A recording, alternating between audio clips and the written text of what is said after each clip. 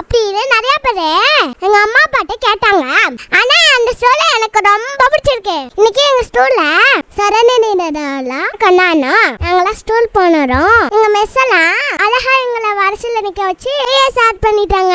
First நாங்க தமிழ் வாய்ட்டு பாடணும்.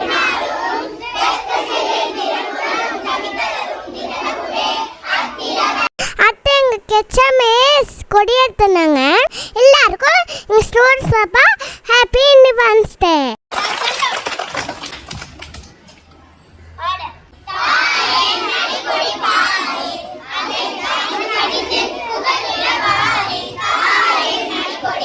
குடியேற்றி முடிச்சோம்.